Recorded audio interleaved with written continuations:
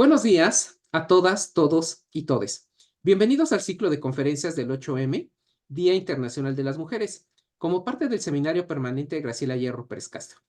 Tengo el gusto de presentar a la doctora Alejandra Sánchez Guzmán, quien nos acompaña para impartir la conferencia que lleva por título Retos de la atención en violencia en los espacios de educación. Me permitiré leer la semblanza de la doctora Alejandra.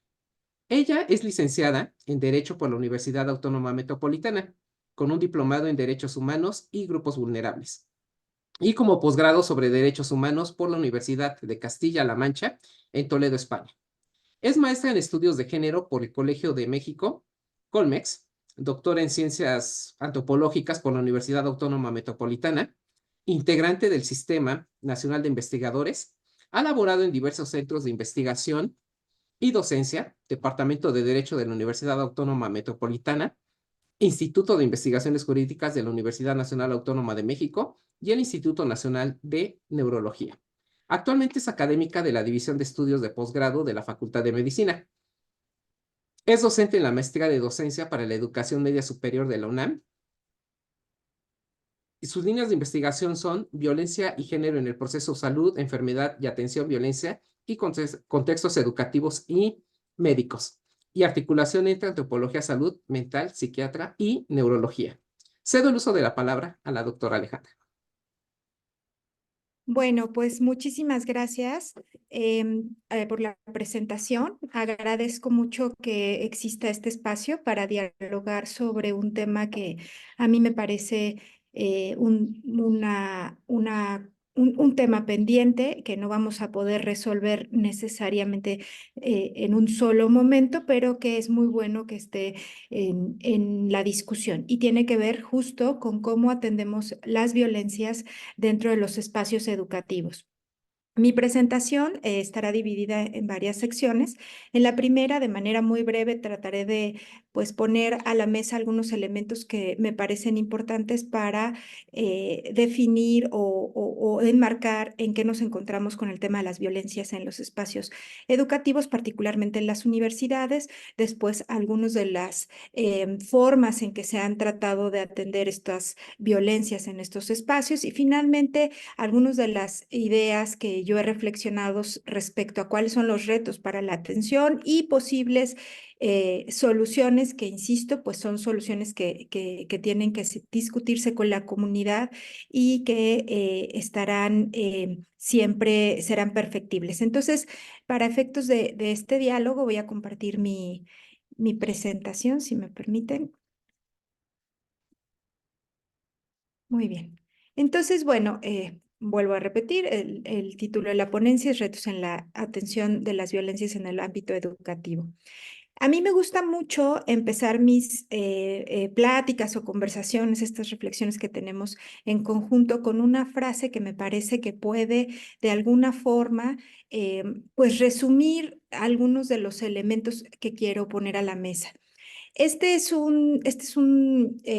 Un breve texto que retomo de un artículo publicado por el doctor Gerardo González Asensio a propósito de cuando se empezó a determinar que el hostigamiento sexual iba a ser incorporado a la legislación universitaria, en la legislación nacional, particularmente el Código Penal.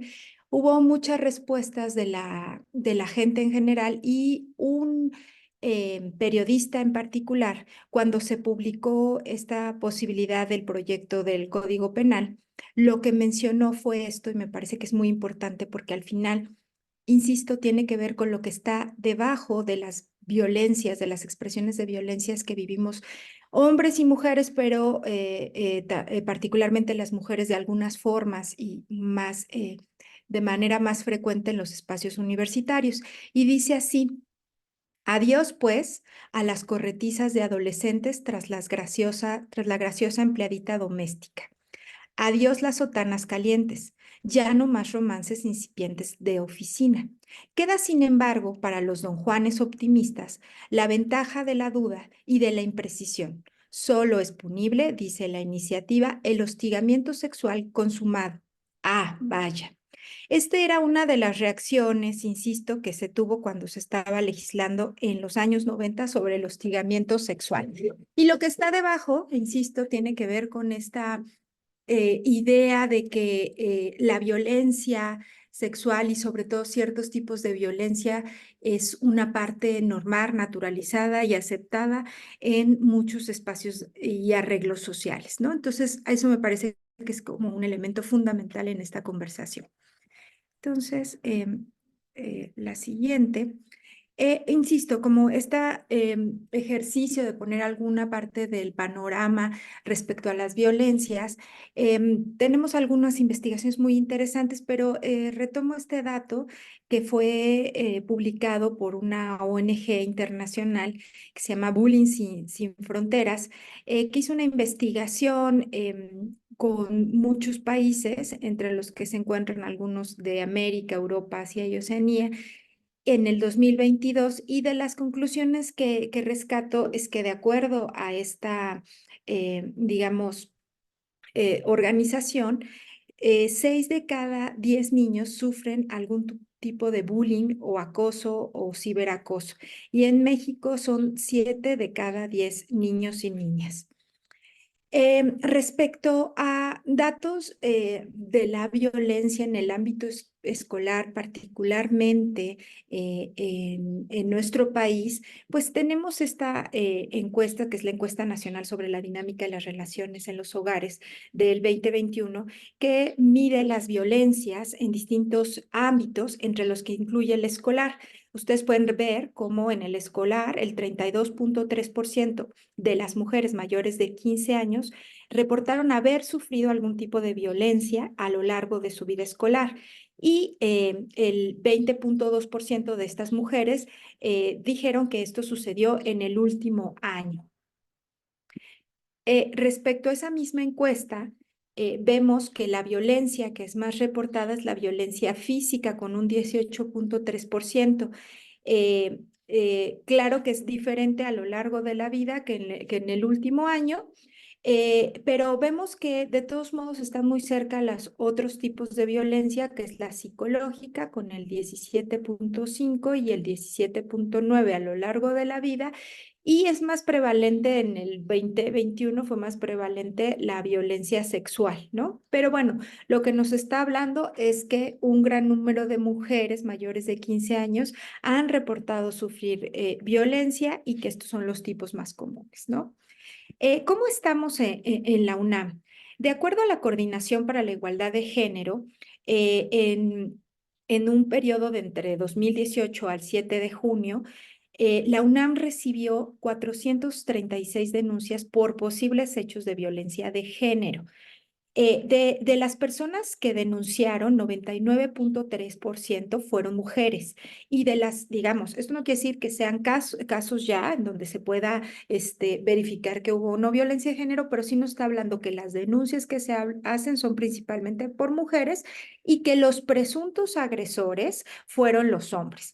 Es importante señalar que dentro de las personas que principalmente presentan denuncias por violencia de género en la UNAM, fueron las mujeres alumnas, después el personal administrativo y el personal de confianza.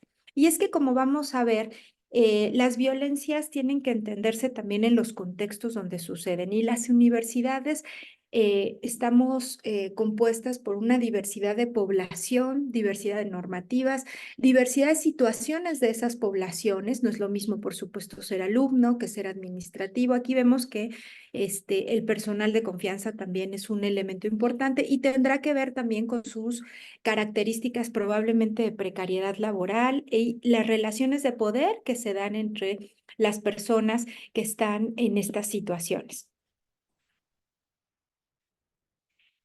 Es importante que muchos estudios que han abordado el tema de las violencias en las universidades parten de esta idea que es una idea muy importante para entender la violencia, las violencias y particularmente la violencia de género en los espacios universitarios.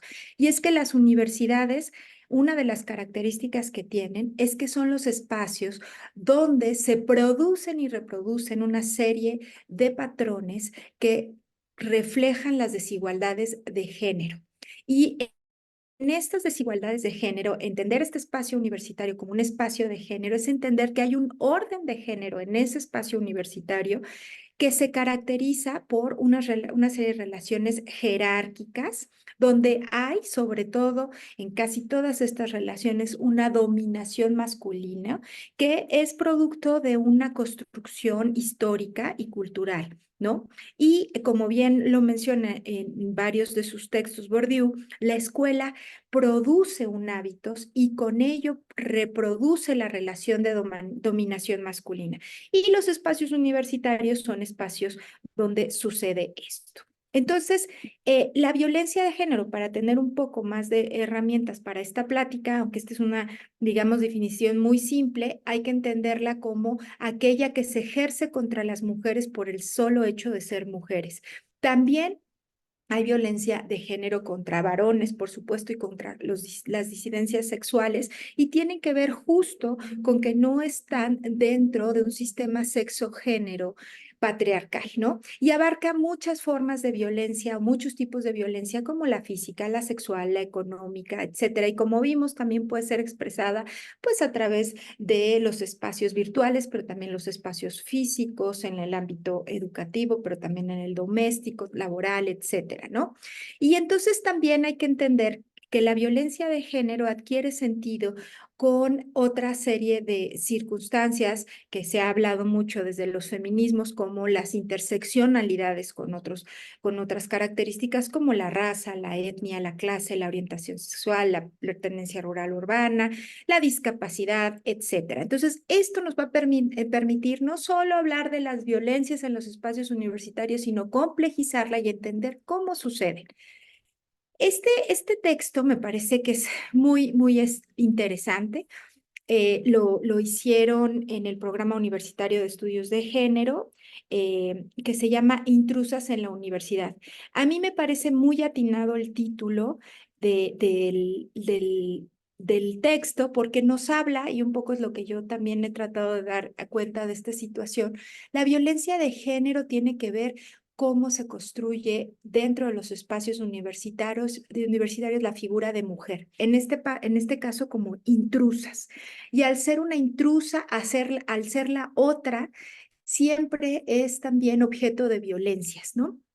Entonces, a mí me parece, retomo de este texto, no solo, por supuesto, el título, sino una parte en donde dejan ver justo como de manera histórica las mujeres han sido consideradas como alguien que no debe estar en los espacios universitarios o no tiene la misma legitimidad dentro de los espacios universitarios, y de ahí las violencias que se ejercen contra ellas.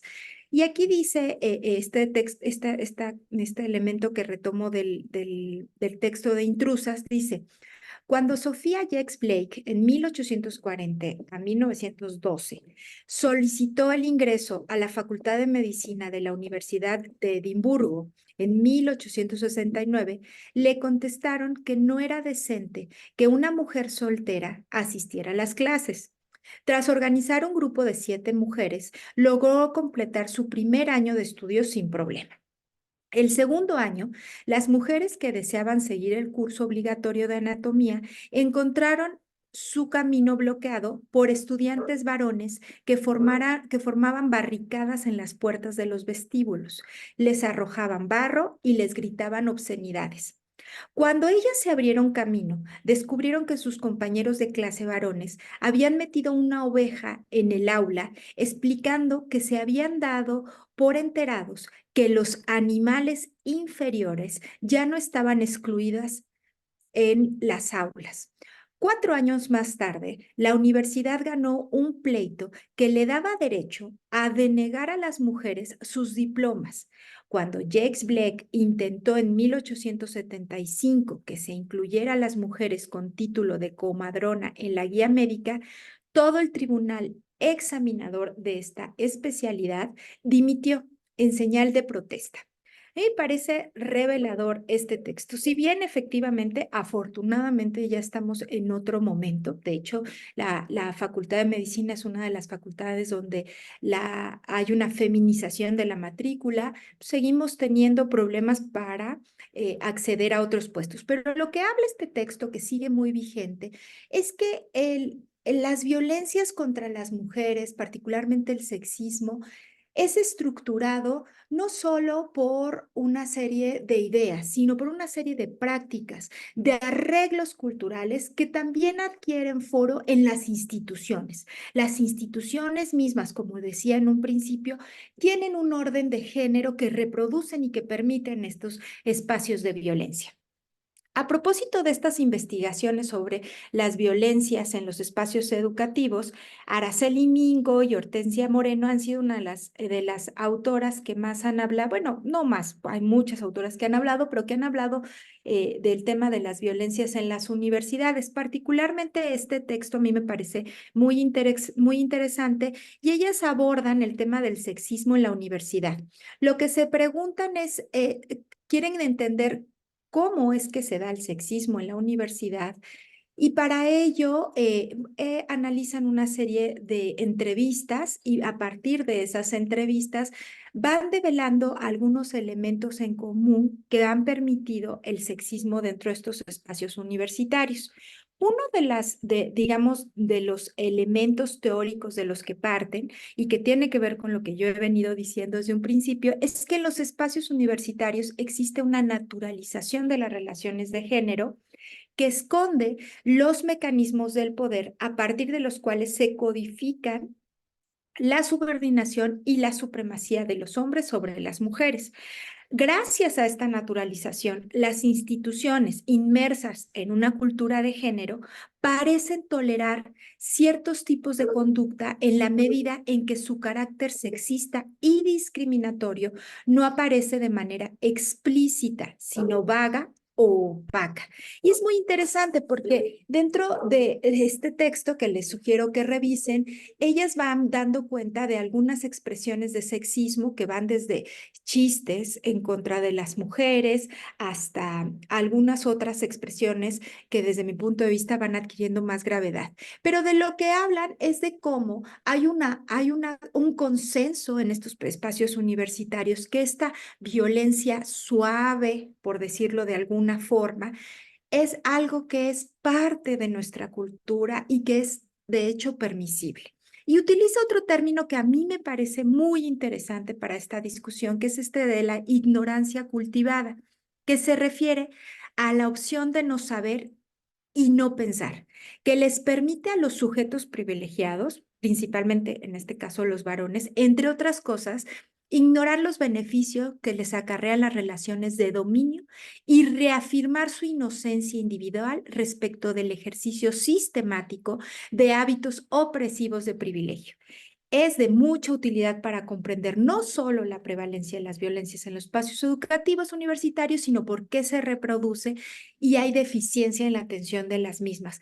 Porque no, como decíamos en un principio, no solo hay esta naturalización o normalización de estos ejercicios de maltrato, sino además hay esta idea que muchos varones y también algunas mujeres deciden utilizar, ¿no? Como ignorar que sucede estas situaciones, sobre todo porque lo están haciendo desde su privilegio y también les permite reafirmar esta situación de dominio que tienen contra las mujeres o contra otras minorías y por lo tanto perpetuar el maltrato. Dentro de estas investigaciones que también tienen Hortensia Moreno y Araceli Mingo, esta otra también la recomiendo mucho porque nos permite, insisto, entender ¿Cuáles en este caso son las reacciones de las instituciones ante las, digamos, expresiones de repudio de las mujeres de las violencias? Entonces, en este artículo, las autoras lo que hacen es analizar cómo es que hay una serie de movilizaciones estudiantiles y cuáles son las respuestas de las instituciones ante estas movilizaciones, ¿no? Particularmente estas movilizaciones pues tienen que ver contra el sexismo en la universidad. Y ellas hablan de estos tres elementos, el temor, el desprecio y el deseo, como elementos que atraviesan las respuestas institucionales. Eh, Este es otro artículo que me parece muy interesante, que también es muy reciente y que hacen estas dos autoras, Daniela Cerva y Marcela Suárez, donde también reflexionan sobre el activismo y las manifestaciones feministas dentro de las universidades a propósito de las violencias. Ellas se centran, entre otras cosas, en los tendederos que se han utilizado como una herramienta para protestar por muchas de las mujeres que han sido violentadas en los espacios universitarios. Y entre otras cosas, los que van reflexionando, bueno, pues es por qué se utiliza estas herramientas, ¿no? Estos tendederos que son un espacio anónimo, que son un espacio seguro. Y también ponen a cuenta que otras, digamos, manifestaciones en contra se han dado dentro por estos tendederos, ¿no? Sobre todo de algunas de las personas que han sido acusadas dentro de estos espacios, ¿no? Por las violencias que probablemente ejercen. Y pone a cuenta de cómo, bueno, pues están estos espacios, pero también qué otros o por qué es que es necesario estos espacios. Y tiene que ver muchas veces por la falta de garantía de espacios seguros de denuncia, ¿no? Entonces, ese es otro texto que sugiero que se revise con atención. Este es un texto que realizamos un equipo en el que colaboro, donde hablamos sobre los espacios de formación médica, que también son finalmente espacios que están en las universidades, pero que adquieren, digamos, complejidades mayores, dado que los médicos y médicas cuando son formados no solamente están en los espacios universitarios, sino que también están en los espacios de atención en salud, específicamente en los espacios clínicos. La formación médica por mucho tiempo ha sido caracterizada por ser una formación sustentada en las jerarquías. Y esto por mucho tiempo también se han hecho muchos estudios como los que ha realizado Roberto Castro, donde se ha hecho énfasis en que hay una violencia o una expresiones de violencias toleradas y reproducidas en estos espacios universitarios. A propósito de esta situación, nosotros nos dimos a la tarea de comprender cómo en los espacios o en los, digamos, ambientes de aprendizaje clínico suceden las violencias, ¿no? Y lo que encontramos fue que hicimos una encuesta en donde participaron 12,612 alumnos que están inscritos en la UNAM, que representan el 85,5% de la población. Esto fue en 2020-21, y encontramos que el 44% de esta muestra dijeron que por lo menos recibieron algún tipo de violencia, particularmente la violencia psicológica. Lo que encontramos es que si bien hombres y mujeres reportaron violencia, son otra vez las mujeres las que experimentan mayor frecuencia todos los tipos de violencia, y particularmente son las que experimentan mayor violencia sexual, ¿no? 76,1% de los encuestados mujeres frente a 21,9% de los encuestados varones, ¿no? Las especialidades donde más se denuncian son la medicina interna y la cirugía. Y esto es muy interesante a propósito de el objetivo de esta ponencia, es que entre el 5 y el 13% de las personas que sufrieron violencia decidieron denunciar, que esto es bajísimo en comparación de las personas que dijeron haber sufrido violencia, y principalmente las razones por las que no denuncian fueron porque pensaron que hacerlo les traería más problemas o porque no resolvería nada. Y bueno, estos son como datos de orden cuantitativo, pero afortunadamente también hemos hecho investigación cualitativa y sí nos hemos dado cuenta que los principales problemas de denuncia en las violencias en los estudiantes de medicina es no encontrar un espacio seguro para hacerlo, y porque además se encuentran con que muchas veces no solamente al denunciar no se resuelven los problemas, sino que es probable que haya represalias y que las violencias aumenten. Entonces, bueno, entrando como un poco más al tema de la atención en violencia, una investigación reciente sobre la resolución de conflictos en los espacios universitarios nos advierte que los procedimientos disciplinarios y resolución de conflictos en los ámbitos universitarios, sobre todo, han sido de carácter punitivo, y que lo que además los ha caracterizado es que hay una creciente complejización de los espacios de denuncia y de las formas de denuncia, y hay muchos formalismos legales. Además que muchas veces se ha encontrado que hay evidencia que este tipo de formas o de intenciones de resolver los problemas de violencias en los espacios universitarios, lo que genera sobre todo es que hay impunidad, que hay sobre todo mucha decepción de las formas en que se resuelve, porque pues no se resuelven necesariamente, hay mucho desgaste emocional, cansancio, enojo, ¿no? Depresión de las personas que hacen estas denuncias. Entonces, bueno, aquí retomo esta otra investigación, porque justo como decía en la diapositiva anterior, una de las formas en que las universidades han tratado de resolver estos casos de violencia es a través de la creación de protocolos de atención en violencias, ¿no? Que es parte de estos formalismos de los que hablábamos. Varela en el 2020, por ejemplo, nos habla que entre 2012 y 2018, hubo entre 171 a 109 denuncias, y que para el 2018 el 49% de las universidades no tenían protocolos de atención, pero que entre 2017 y 2018 fueron los que sí existían, fueron los que principalmente se crearon en esa época. Martín Moreno nos habla en su artículo también que es entre 2019 y 2021 en donde se ha habido un aumento muy importante en la producción de protocolos de atención de violencias en las universidades públicas de nuestro país. Pero en su artículo también destaca que pues hay bastantes limitaciones en estos protocolos. Algunos, por ejemplo, son muy generales y no tienen como información detallada ni de los tipos de violencia ni de las formas de resolución. También hay algunos que tienen un exceso de información, y sobre todo no solamente la información, sino el tipo de información que tienen estos protocolos, que limitan la comprensión no solamente de las personas que fueron violentadas, sino incluso los implementadores en algún momento, ¿no? Hay una incorporación también parcial de los marcos jurídicos nacionales, internacionales, locales e incluso universitarios que tienen que incluirse en estos protocolos, ¿no?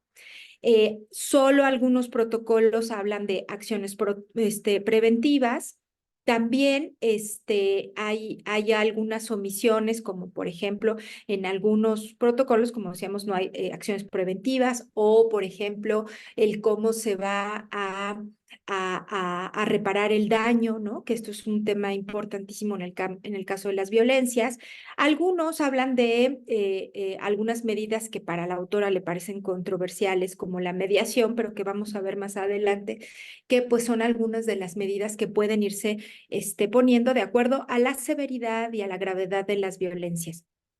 Además, muchos pues no se han actualizado de acuerdo a las actualizaciones de las normatividades de las universidades, ¿no? Algunos solo establecen recomendaciones, pero no sanciones claras, ¿no? Y también, o muchos no son de observancia general. eh, y también hay pocos que tienen el tema, como les decía, de la reparación de daño y tampoco mecanismos de seguimiento de los casos, ¿no? También, fuera de lo que reportan estos artículos por la experiencia que yo he tenido, tampoco muchos de los protocolos tienen nada que ver con el tema de cuando hay agresores que reinciden, ¿no? ¿Qué medidas se van a tomar? ¿No? ¿Qué medidas precautorias también se pueden tomar? Sobre todo, que garanticen que no haya un proceso de revictimización de las personas que denuncian. Entonces, desde mi punto de vista, hay un montón de retos dentro de la atención a las violencias. Uno de ellos, por ejemplo, tiene que ver con la accesibilidad, ¿no? En el tema de qué tan accesibles son a las víctimas estos protocolos en el sentido, por ejemplo, de los tiempos procesales, de la posibilidad de hacer las denuncias. También el tema de la confidencialidad es otro tema importantísimo porque debe de haber una garantía de que las personas que denuncian sus denuncias no le generen represalias, pero por otro lado también tenemos que garantizar el debido proceso para las personas que están siendo denunciadas. Como les decía, los tiempos procesales, por ejemplo, en las residencias médicas, que es en lo que yo tengo más experiencia, lo que pasa es que los procesos legales a veces son tan tardados que probablemente las personas que denuncian y los posibles agresores terminen sus residencias médicas y no haya habido una resolución. También un punto importante es eso, cómo se repara el daño, ¿no? Necesitamos ser mucho más imaginativos en el sentido de qué podemos hacer con este tipo de situaciones, ¿no? De qué manera puedo garantizar que las personas que sufrieron este tipo de situaciones puedan volver a un espacio seguro y en donde sientan que recibieron justicia.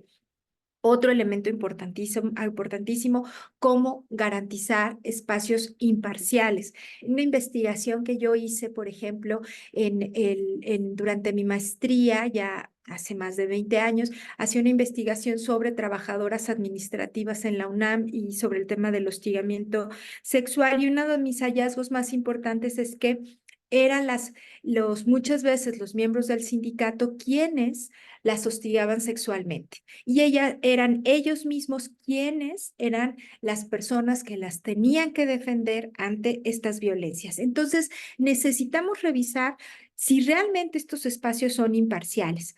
Un elemento muy importante, sobre todo en los espacios universitarios, es que tenemos una multiplicidad de perfiles de agresores y víctimas. O sea, podemos tener, por ejemplo, pues la típica relación de violencia que está muy descrita, que es entre profesores y alumnas o alumnos, entre profesoras y alumnas y alumnos, pero también puede ser, por ejemplo, entre el personal administrativo y los alumnos, o entre el personal administrativo y los profesores, o entre proveedores, ¿no? Que vienen a la universidad y que no necesariamente son parte de la universidad. Y esto es importante porque entonces tenemos que ver cómo se aplica la legislación universitaria a estos posibles agresores, qué otras herramientas aparte de la legislación universitaria podemos tener. Y también uno de los elementos que es muy importante es, bueno, se habla mucho de los protocolos de cómo atender los casos de violencia, pero pocos hablan de cómo modificar las situaciones o los ambientes que permiten que existan esas formas de violencia, ¿no? Como les decía, hablar de qué elementos voy a tener como universidad para garantizar, por ejemplo, que no haya represalias. Yo lo pongo mucho a cuenta esto porque en los espacios de formación médica, donde los médicos probablemente tengan que estar igualmente que en los espacios universitarios con sus agresores en un día a día, donde hay un montón de trabajo que hacer, un montón de trabajo clínico, pero también el aprendizaje clínico, en donde la convivencia es muy cercana. ¿Cómo garantizamos que efectivamente no haya represalias? Esa es una pregunta.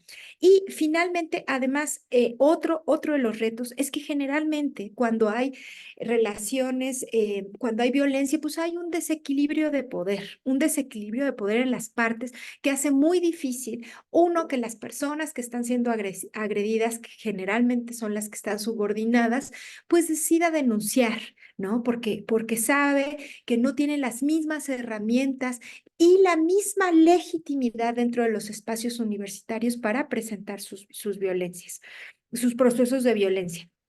Por otro lado, también, por ejemplo, en las universidades está esta parte de la complejidad administrativa y el tema de la autonomía, sobre todo de los que detentan las plazas académicas, ¿no? Y entonces, cómo dentro de esa complejidad administrativa y autonomía, a veces se pierden las posibilidades de atención en las violencias, ¿no? Y como decía, en el caso de las violencias, por ejemplo, de los y las médicas en formación, los enfrentamos a que, dado que se están formando en varios espacios, como son las sedes donde realizan sus residencias médicas o sus internados, tenemos que tener una relación con las instituciones en las que se están formando, los hospitales, los institutos, todos estos espacios que al final están colaborando en la educación de los y las médicas, ¿no? Y eso es un reto importante porque cada una tiene su legislación, cada una tiene sus formas de aplicar esa legislación. Entonces, bueno, hablando también de estos retos a propósito de estas, digamos, protocolos o de estas vías de atención a las violencias formales, punitivas, es que pues algunos de lo que se ha encontrado o los conflictos que se han encontrado con estas formas de resolución, pues son los litigios y sentencias desfavorables para las víctimas, donde hay un proceso de revictimización larguísimo, muchas veces donde además es muy difícil, sobre todo los delitos de orden sexual, que se puedan comprobar, ¿no? Porque justo la naturaleza de los delitos de orden sexual es que suceden en lo oculto, ¿no? Esta parte de las rotaciones de los estudiantes derivados de los conflictos mal manejados, ¿no? Las mermas en la productividad del rendimiento académico, las malas decisiones en el contexto de los conflictos mal manejados, en sí, hay un montón de problemas. Entonces, por supuesto, como decía en un principio, no hay una sola forma de afrontar este tema de las violencias y tenemos muchos retos que tenemos que dialogar en comunidad. Pero, por ejemplo, esta publicación que yo ya había mencionado plantea situaciones interesantes de cómo acercarse a la resolución de conflictos. Y esta autora en particular habla específicamente de la justicia restaurativa como una posibilidad, y yo creo que no la única, sino que tienen que haber de manera simultánea varias vías, que es la justicia restaurativa, perdón, que lo que busca es el diálogo y sobre todo se trata de promover no solamente de que se atienda el problema que ha causado las víctimas, sino que la persona que está causando el daño asuma y adquiera responsabilidad ante ese daño y a partir de ahí se generen soluciones. Es un tema complejo, pero es una vía interesante. Yo creo que además esta justicia restaurativa debe de ser utilizada dependiendo, insisto, de la naturaleza y gravedad de las violencias, ¿no? Hay casos como las violaciones, como los abusos sexuales, que probablemente no necesariamente va a ser la vía, pero me parece que puede ser un tema interesante, ¿no? Entonces, ¿qué ha habido en esta parte de la justicia restaurativa, principalmente las medidas alternativas de solución de conflictos? Lo que se ha encontrado es que primero hay un enfoque de sistemas integrados de resolución de conflictos en lugar de un programa o mecanismos aislados. Es lo que se necesita hacer, un sistema integrado, no solamente un mecanismo, ¿no? Y como yo les decía, probablemente lo que determina los protocolos también sirva, pero también estas otras vías, ¿no? Habla de que la defensoría es probable que sea el espacio más adecuado para que se den estas alternativas de resolución de conflictos, ¿no? Es importante hablar de justicia restaurativa como un sistema de atención temprana para arreglar los conflictos e inconformidades. Esto creo que también es una de las claves para enfrentar los retos en las violencias, ¿no? Y también es necesario que haya una modificación en las culturas organizacionales, ¿no? Y también en las subculturas de las distintas comunidades que integran a las universidades. Hay que entender que las universidades son de los espacios más complejos, como yo les decía, por la multiplicidad de perfiles que estamos ahí, desde los profesores, los alumnos, las personas que trabajan en el ámbito administrativo, en intendencia, los visitantes, pero igualmente ustedes saben que cada parte de la universidad tiene sus propias subculturas, sus propios arreglos. No es lo mismo la Facultad de Medicina que, por ejemplo, la Facultad de Derecho, la de Veterinaria, etcétera. Y tenemos que entender qué está sucediendo en cada uno de esos espacios para ver cómo puede utilizarse esos espacios de justicia restaurativa. Otra de las, digamos, herramientas que se ha utilizado para hablar de las violencias dentro de los espacios educativos es esta parte de las intervenciones de bystander que se dan sobre todo en contextos anglosajones. En esta idea de las intervenciones de bystander, lo que sugiere es que dado que las violencias, digamos, lo que hacen aparte de, digamos, acciones concretas contra una persona, generan un ambiente hostil generalizado. Y en este ambiente hostil generalizado, si bien generalmente hay una violencia de una persona a otros, las violencias permean todo este ambiente. Entonces, lo que apela este tipo de intervenciones es que los que debemos actuar no solamente son la víctima y el agresor, sino todas las personas que estamos atestiguando este tipo de violencias. Entonces, se ha hecho una serie de guías específicas para ver cómo puede haber múltiples respuestas ante las violencias a partir de la intervención de estas personas que están atestiguando las violencias. Por supuesto, las autoridades, pero también las otras personas que estamos en los contextos que no necesariamente somos las autoridades. Y por supuesto apelan a distintos tipos de violencias que van desde las cuestiones verbales, como lo decía yo en un principio, estos sexismos traducidos en chistes, en alguna serie de palabras o en comentarios de orden sexista, pero también otros como otro tipo de expresiones de violencia sexual asociados al hostigamiento sexual o el abuso sexual y también otro tipo de expresiones físicas, emocionales, etcétera.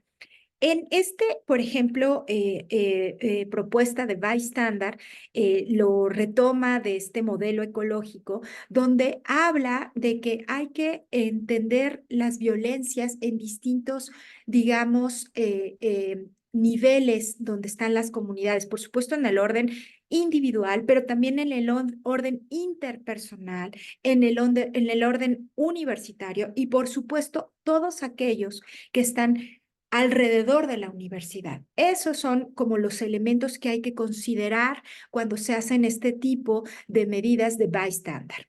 Entonces, bueno, yo quiero decir que hay muchos retos, por supuesto, una plática de esta naturaleza es solamente algunas de las reflexiones que están en torno a la atención en violencias, creo que falta mucho por hablar, pero creo que sí es importante dejar cuenta que cuando hablamos de violencias son necesarias varias medidas, no solo un protocolo de atención.